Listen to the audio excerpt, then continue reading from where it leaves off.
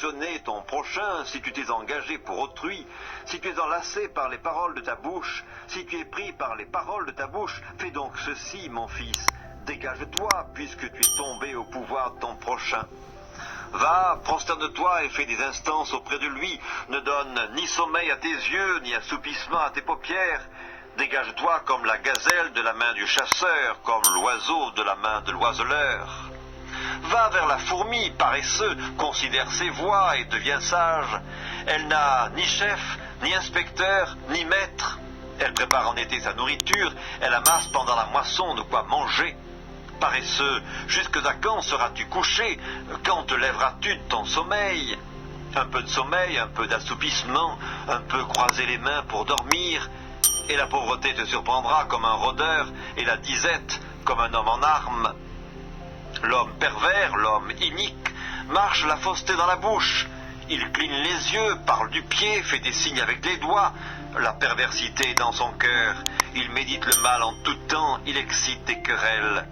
Aussi sa ruine arrivera-t-elle subitement. Il sera brisé tout d'un coup et sans remède. Il y a 6 choses que hait l'Éternel, et même 7 qu'il a en horreur. Les yeux hautains, la langue menteuse, les mains qui répandent le sang innocent, le cœur qui médite des projets iniques, les pieds qui se hâtent de courir au mal, le faux témoin qui dit des mensonges, et celui qui excite des querelles entre frères. Mon fils, garde les préceptes de ton père et ne rejette pas l'enseignement de ta mère. Lis-les constamment sur ton cœur, attache-les à ton cou.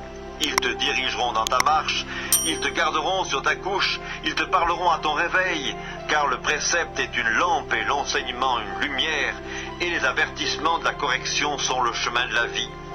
Ils te préserveront de la femme corrompue, de la langue doucereuse de l'étrangère. Ne la convoite pas dans ton cœur pour sa beauté, et ne te laisse pas séduire par ses paupières, car pour la femme prostituée, on se réduit à un morceau de pain, et la femme mariée tend un piège à la vie précieuse. Quelqu'un mettra-t-il du feu dans son sein sans que ses vêtements s'enflamment? Quelqu'un marchera-t-il sur des charbons ardents sans que ses pieds soient brûlés? Il en est de même pour celui qui va vers la femme de son prochain. Quiconque la touche ne restera pas impuni. On ne tient pas pour innocent le voleur qui dérobe pour satisfaire son appétit quand il a faim. Si on le trouve, il fera une restitution au septuple, il donnera tout ce qu'il a dans sa maison. Mais celui qui commet un adultère avec une femme est dépourvu de sens. Celui qui veut se perdre agit de la sorte. Il n'aura que plaie et ignominie, et son opprobre ne s'effacera point. Car la jalousie met un homme en fureur, et il est sans pitié au jour de la vengeance. Il n'a égard à aucune rançon, et il est inflexible, quand même tu multiplierais les dons.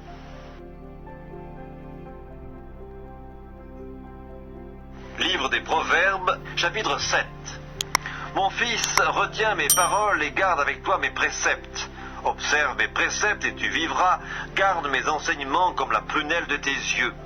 Lis-les sur tes doigts, écris-les sur la table de ton cœur, dis à la sagesse, tu es ma sœur, et appelle l'intelligence, ton amie, pour qu'elle te préserve de la femme étrangère, de l'étrangère qui emploie des paroles doucereuses. J'étais à la fenêtre de ma maison et je regardais à travers mon treillis. J'aperçus parmi les stupides, je remarquai parmi les jeunes gens un garçon dépourvu de sens. Il passait dans la rue, près de l'angle où se tenait une de ces étrangères, et il se dirigeait lentement du côté de sa demeure. C'était au crépuscule pendant la soirée, au milieu de la nuit et de l'obscurité. Et voici, il fut abordé par une femme ayant la mise d'une prostituée et la ruse dans le cœur. Elle était bruyante et rétive, ses pieds ne restaient point dans sa maison. Tantôt dans la rue, tantôt sur les places, et près de tous les angles, elle était aux aguets. Elle le saisit et l'embrassa, et d'un air effronté lui dit « Je devais un sacrifice d'action de grâce. Aujourd'hui j'ai accompli mes vœux, c'est pourquoi je suis sorti au-devant de toi pour te chercher, et je t'ai trouvé. J'ai orné mon lit de couvertures, de tapis de fil d'Égypte, j'ai parfumé ma couche de myrrhe, d'aloès et de cinnamome. Viens, enivrons-nous d'amour jusqu'au matin, livrons-nous joyeusement à la volupté, car mon mari n'est pas à la maison, il est parti pour un voyage lointain. Il a pris avec lui le sac de l'argent, il ne reviendra à la maison qu'à la nouvelle lune. » Elle le séduisit à force de paroles, elle l'entraîna par ses lèvres doucereuses, Il se mit tout à coup à la suivre, comme le bœuf qui va à la boucherie, comme un fou qu'on lie pour le châtier, jusqu'à ce qu'une flèche lui perce le foie, comme l'oiseau qui se précipite dans le filet sans savoir que c'est au prix de sa vie. Et maintenant, mes fils, écoutez-moi, et soyez attentifs aux paroles de ma bouche. Que ton cœur ne se détourne pas vers les voies d'une telle femme, ne t'égare pas dans ses sentiers, car elle a fait tomber beaucoup de victimes, et ils sont nombreux tous ceux qu'elle a tués. Sa maison, c'est le chemin du séjour des morts, il descend vers les demeures de la mort.